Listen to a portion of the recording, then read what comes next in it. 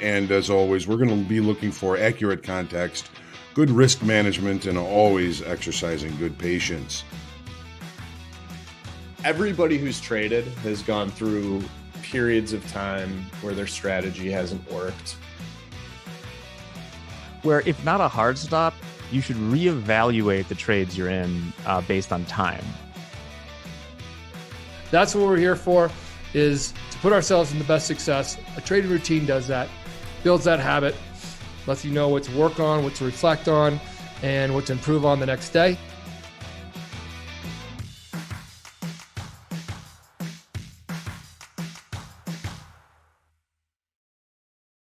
Good morning, everybody, fellow futures traders, family, and friends. It's time for the market forecast for Wednesday, September the 14th, 2022. My name is John Hoagland. Thanks for trusting me with your time. As always, our focus is on accurate context, good risk management, and remaining patient. It happens to be National Eat a Hoagie Day today, so get yourself a nice sub sandwich or a hoagie for lunch and enjoy. The economic numbers today, 7:30 this morning, the PPI numbers came out.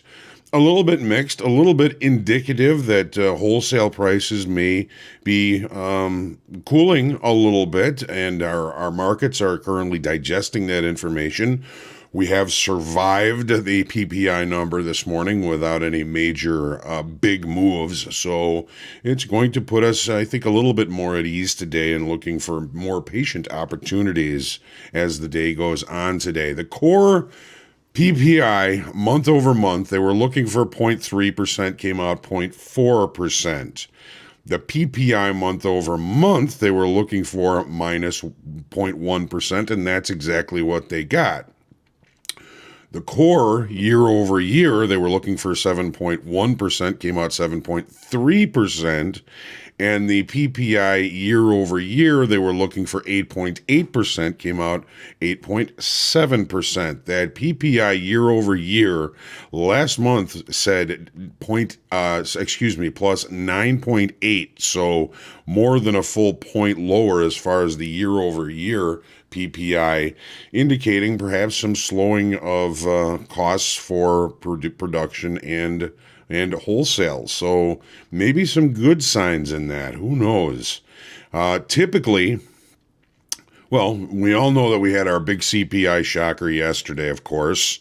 September is typically and historically the worst month for the stock market, which has yet to make a new low for the month, even after yesterday. Yesterday was the biggest down day we've seen, and from what I'm hearing, over 2 years. The early calls this morning and the current call is for the markets to open, or the equity futures markets anyway, to open steady to a little bit higher.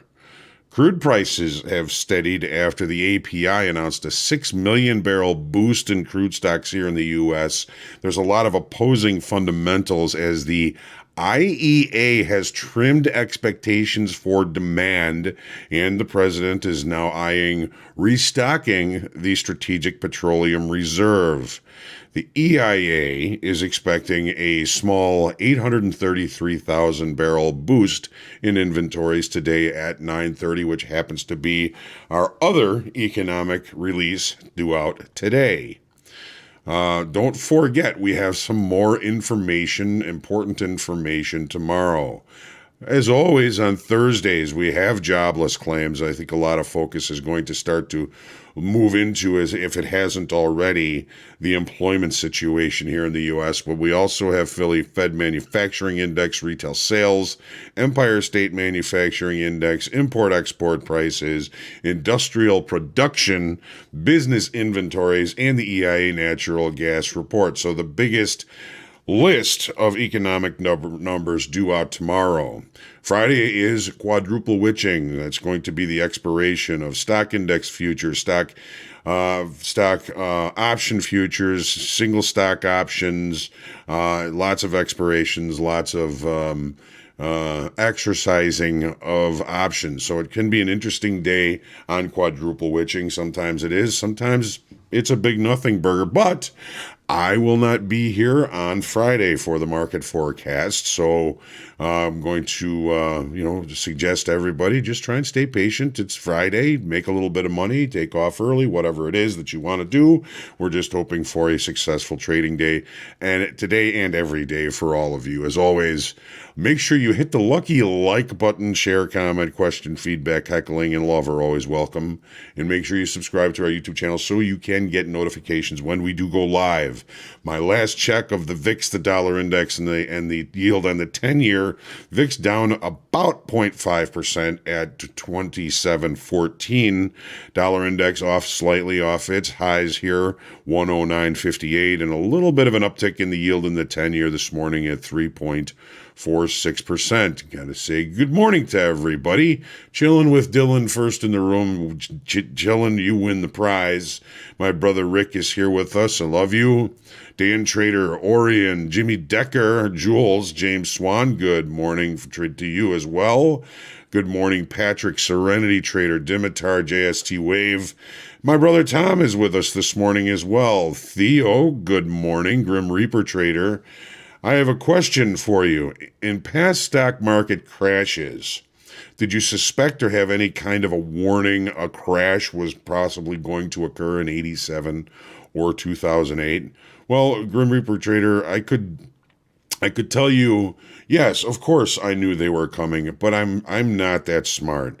I can sense when a potential change is coming. To predict a move of the magnitude that we saw in 1987 or 2008, it takes a lot smarter person than I am. If you remember when the housing bubble and Lehman blew up and Bear Stearns blew up, everybody's favorite Kramer was telling everybody to buy Bear Stearns a week before that. A week before one of the biggest, oldest companies in the United States blew up, Kramer was telling everybody to buy it. So, even the economists have a very difficult time predicting this. There's always the gloom and doom people that are trying to sell you their information.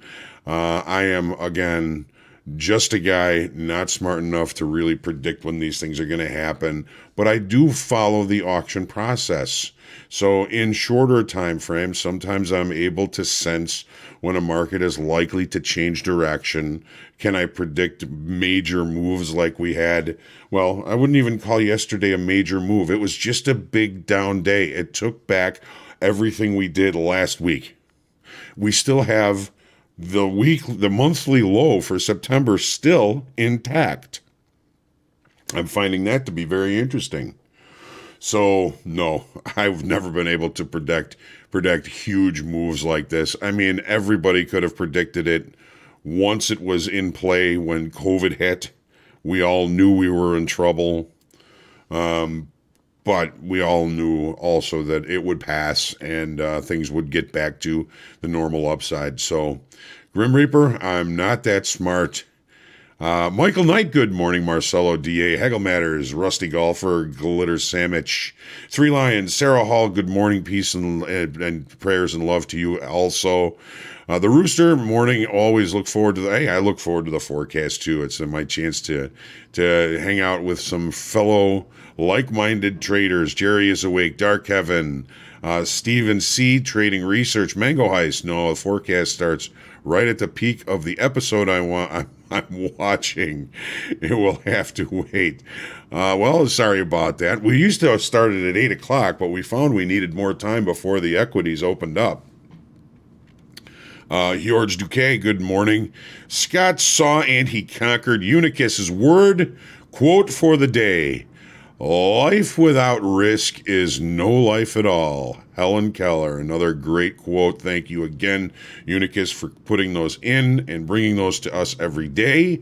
Vince, good morning. Khalid, Ron, Terry King, JD, do I still need to be flat for these inventories? No, you do not. We removed the rule that you have to be flat for certain economic releases. You do not have to be flat for it. However, I do remind you that just because you can doesn't mean you should. James, Brian Douglas, Rob T., Mike Hawks, Morning, all. The weekend is night. Not sure. Michael. Serenity Trader.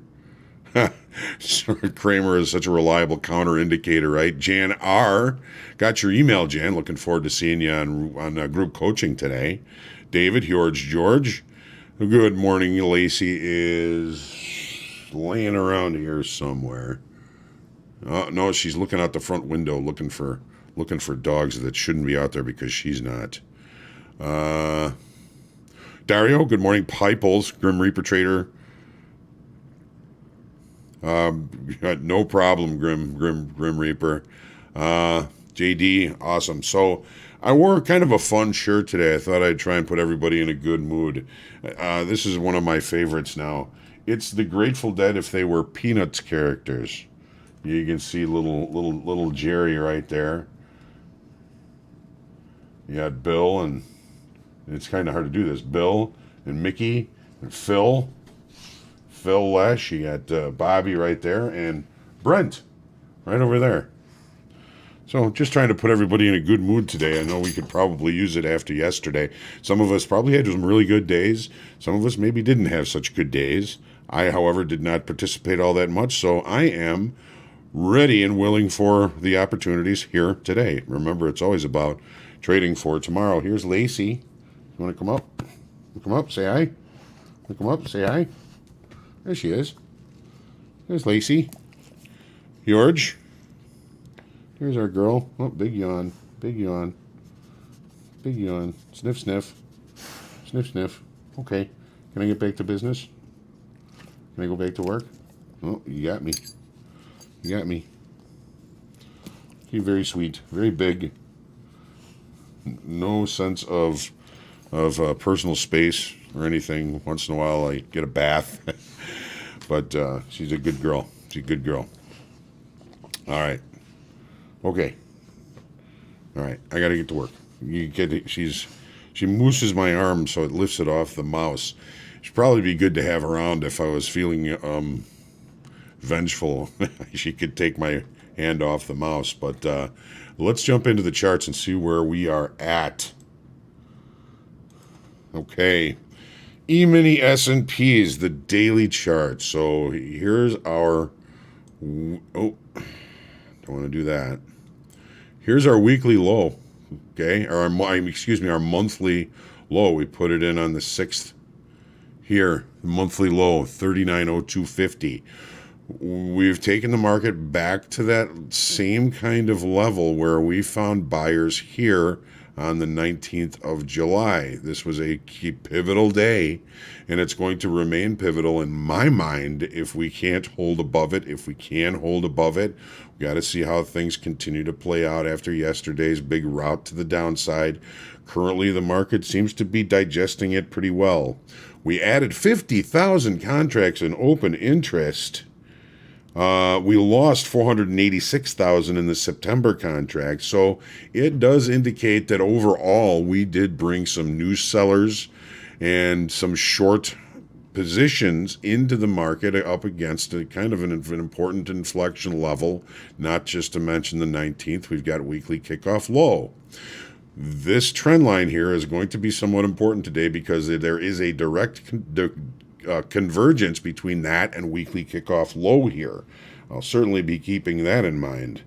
But we were saying, late last week and early this week that the rally was going to continue until bad news hit. Well, bad news hit. It's almost like the beatings will continue until morale improves. And that may be where we're at today after the big change in the situation yesterday. We have to remember we still have a lot of economic data due tomorrow and quadruple witching Friday. So as long as that monthly low is intact, I think we're probably not in too bad a shape. Take a look. Here's our big move yesterday. Just took us back to... We just took back the last 4 sessions. not terribly tremendous, but wow, what a big move, right? Biggest move in 2 years. Ooh, scary. We do have a late spike, and it's a bit confusing, this late spike. I'm kind of looking at it as two different levels. What I'd like to do is put on the TPO chart here. So technically, most of the time when we have a late spike, the late spike involves the last 30 minutes, the 2:30 to 3 o'clock bar. So we're looking at the base of the M base here at 39.61 even. You might want to write that down or just mark it on your charts, because that's where M period continued and then closed down below. It closed down here at 39.50 quarter.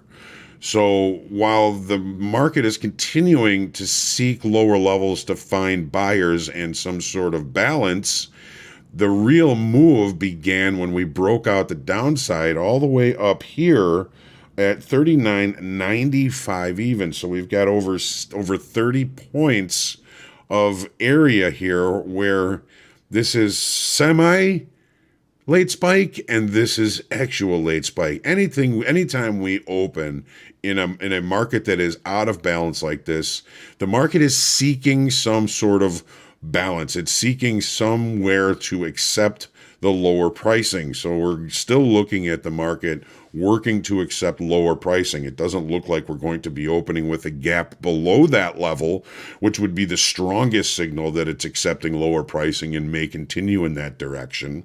So we've got a little bit of an opportunity to try and stay patient today. You know, if we open here and the opening range is left at the high of the session, there may be an opportunity for us to see this market continue to seek buyers at lower levels, to seek acceptance at lower levels. What are the rules for the late spike? The late spike is a move late in the session that does not have time to mark acceptance through time. So the market came all the way down here and then closed before it had the opportunity to accept these levels. Look at the overnight. Well, it certainly seems that the overnight has accepted these levels, just kind of rotating. It's a very wide point of control here. Does that mean that we're going to range here? It may. It may mean that. It may mean that we're going to test the low. We may test up to the breakout below the balance area that was established midday yesterday. Then we saw the sellers come back in and seek buyers down below. So it's, you know, instead of a big move that we're going to have to deal with on the open, we're dealing with a market that's out of balance but seeking balance. If there's a hint in the overnight, it is that the market is currently accepting this spike as value, as balance. Things that can certainly change as the day goes on, of course, but it just gives me the opportunity, I think, to be a little bit more patient and look for better trade locations as the day goes on. The extremes of the overnight might be interesting areas. The breakout below the area of balance here might also be interesting. Because we're going to be opening pretty much at the base of the M late spike, I'm going to try and avoid to do anything there and look for opportunities again as the day goes on. It is out of balance. It is seeking acceptance. It is seeking a level where two-sided trade can occur, where buyers and sellers are comfortable transacting business. It may take time for that to happen. We've got a lot to digest today. We got a lot to digest tomorrow. We may just take a break today, have a hangover day, as our good friend Dan Hodgman calls them, and find a range and stay in that range today. We don't know, but at least we're not tanking to the downside. Here's a crude oil. So roll date to DEES is probably, to November is probably going to happen tomorrow. It's scheduled for tomorrow. The volume is still greater in the October, so I'm still looking at the October contract. The API boost in crude stocks meets the EIA expectations of restocking of this strategic petroleum reserve. All this during rollover. My hypothesis, range bound. We're in the teeth of rollover now. Tomorrow is probably going to be switch day. The longer time frame traders are focused on getting a cheap rollover. Here's the 30-minute chart. Here's where we ranged yesterday, range. We took care of a couple of things down below. We still have some weakness down below. But do we have any overnight inventory? No, we don't. Did we open inside range and value? Yes, we did. That tells me that I'm probably going to be able to find better trade locations as the day goes on. I'm going to let the initial balance establish itself, wait for after the EIA petroleum status report, and then look for opportunities on the extremes of the current daytime frame range for opportunities, even if it's only just to be able to limit risk. Trading at those extremes and upon extension may mean that you're wrong and you need to get out, and it keeps the risk small. As we always say, if we're fishing here, I'm okay losing a couple of worms, but I don't want to lose the rod and reel. Take a look here now into the Nasdaq. So the Nasdaq took a little bit of a deeper dive yesterday, didn't it? It still did not take out our September low, traded right down to and just kind of tested weekly kickoff low.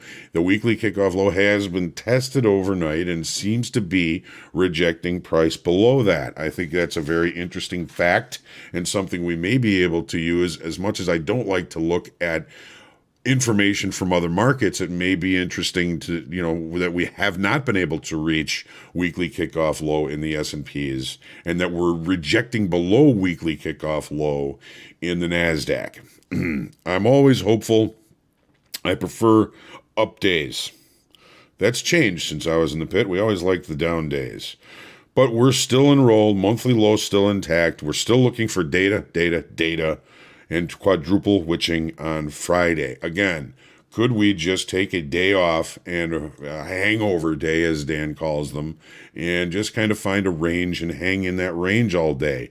That is a distinct possibility. We did have a late spike. Weekly kickoff low 40. I have 12,106 is my weekly kickoff low from the Nasdaq.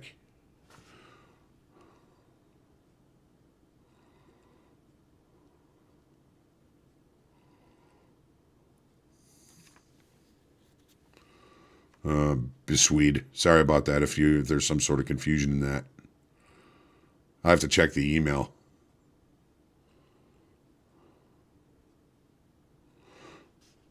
I may have done that. I changed it.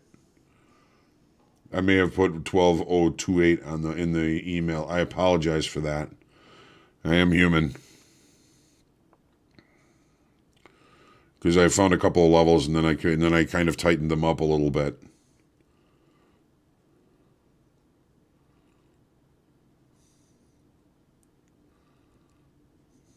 Sorry about that, Bisweed.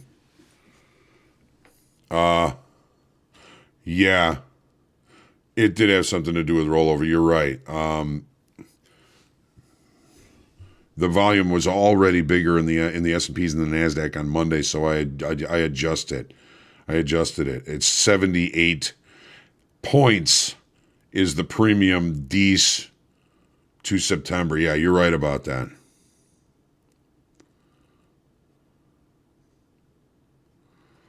All right, so where are we? Okay, we have the late spike. Here's the TPO chart, and Orion, I will explain TPO in just a couple of minutes for you. So the M base of the late spike is where we're trading right now. Of course it is. 12,151. The breakout point up here I'm looking at as 12,261. So we're going to be kind of course, complicating things by opening at the base of the late spike.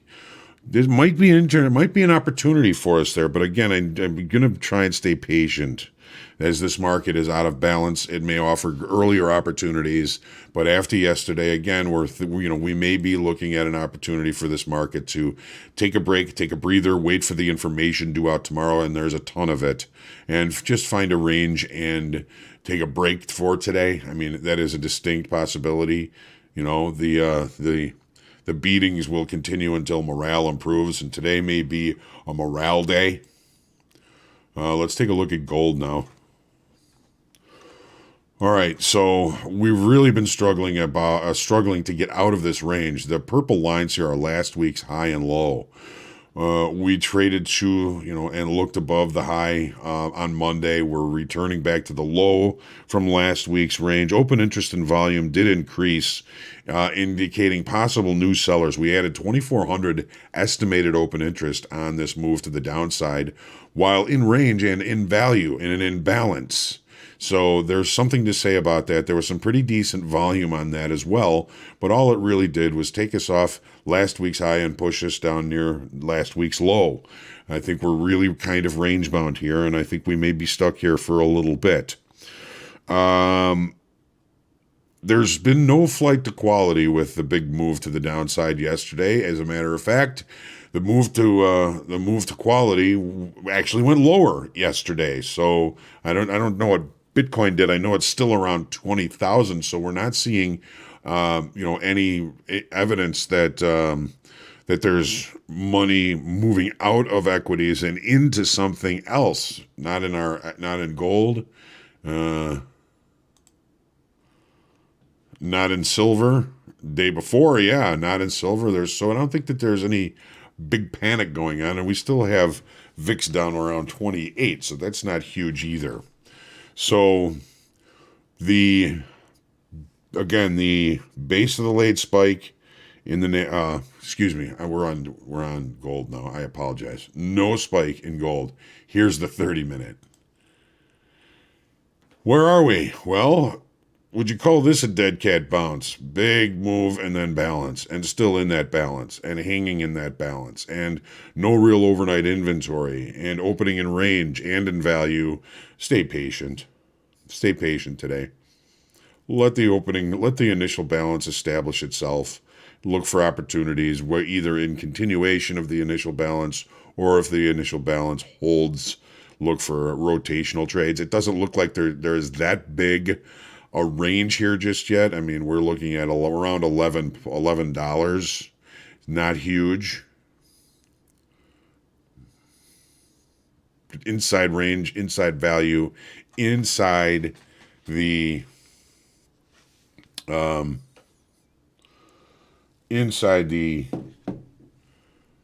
inside value and at the point of control. I mean, this is the fairest price from yesterday. I don't want to trade here. I want to trade where the market wasn't accepted yesterday. Just be patient, man, in gold today. And we're kind of in a similar situation in the euro. Much like gold, we're still inside last week's high and low, relatively centrally located. We lost 800 in open interest, however, yesterday, indicating maybe some long liquidation, some profit taking, or some trapped longs up near the highs here. We did have a late spike the end of the day yesterday. Here's the 30-minute chart.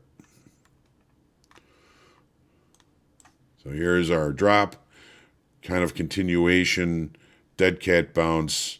The base of the late spike, 0.9983, 99.83. Where did we open? There's the base of the late spike right here. We opened above it. That's rejection of lower pricing. If I'm going to be looking for opportunities, I want to look for opportunities to buy this market on a weakness. If I'm going to do anything. Again, we're in range, we're in value. We are right at the point of control from yesterday, which is, again, the fairest price. It's the price with the highest volume. It's the most popular price. Therefore, probably the fairest price from yesterday. I don't want to trade there. I want to trade where the market was rejected. Maybe down here. Maybe up here. Be patient. You guys probably get tired of hearing me say that. So here we go. The 10-year took a dive, found support at weekly kickoff low yesterday, adding 22,000 contracts in open interest, estimated, of course, on some pretty decent volume, but it was unable to maintain price below that. Overnight, we take a look down below weekly kickoff, and we are still yet unable to maintain price below that. I'm glad about that because I think it's going to create a better opportunity for us. Rates continue to click higher a little bit early today. We know we've got FOMC. We know rates are going higher. It seems, just a matter of time and timing to when we are going to accept below this weekly kickoff low. The 730 bar opens below it, closes on it, and starts to move higher. Our overnight high and our overnight low look like very important levels with the weekly kickoff low directly between them, which makes this a little bit more complicated. Typically, weekly kickoff levels are areas that I think longer, stronger traders are going to look to adjust inventories. Look where the market drove straight to on that move to the downside yesterday. It held, it closed above. We looked lower. We're seeing rejection below it. This gives me an opportunity to use this level as an execution and an ability to limit risk. Again, everything I do, I'll give up worms all day long, but I'm not giving up the rod and reel, and I'm certainly not giving up the boat. Find levels that you can manage risk in this way. I'm a big fan of the cheap fish.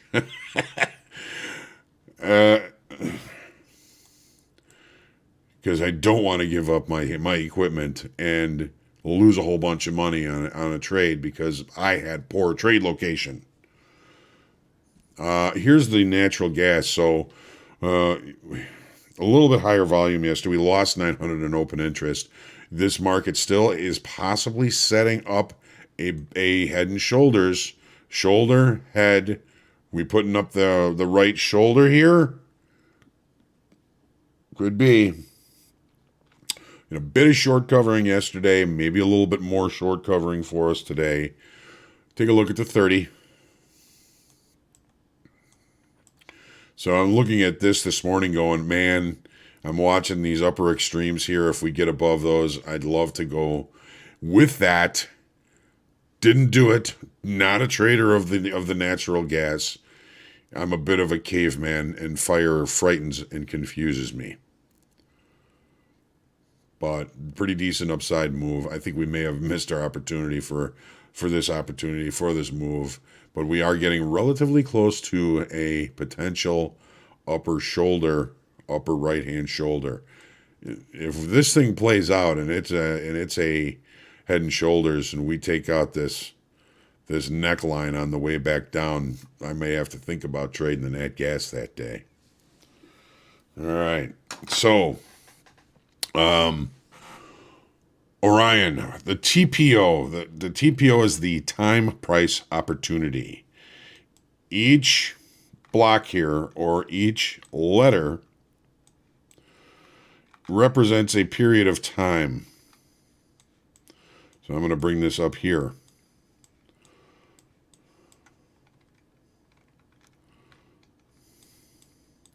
Might be kind of hard to see, but each of these letters represents a period of time. Every 30-minute range is represented by another letter, and all of the letters are pushed over to the left-hand side, so now we can see the blocks. Each block is a tick. So, here's a period. A period went from here to here. No matter how many times it rotated inside of that, each price was only given one TPO. MB period opens and extends the range lower. And again, everything is pushed to the left so you can get these bell curves. So you can see quickly that where the market spent a lot of time and where it didn't spend a lot of time. If you have more questions about the market profile or Orion, please come to group coaching and ask the questions. We talk about the profiles and the TPO charts quite often. I don't have time to get too into it right now, but the TPO stands for the time price opportunity. It is a time and a price that you had an opportunity for an execution. Okay, and then, it basically, what we end up looking at here is a 30-minute chart. If you were to look at the 30-minute chart from the regular trading hours yesterday, this is what you would see. But when everything's pushed over to the left, it gives you a different view. Now we can see quickly where time was spent, where balance was, and where imbalance is. Okay? Okay.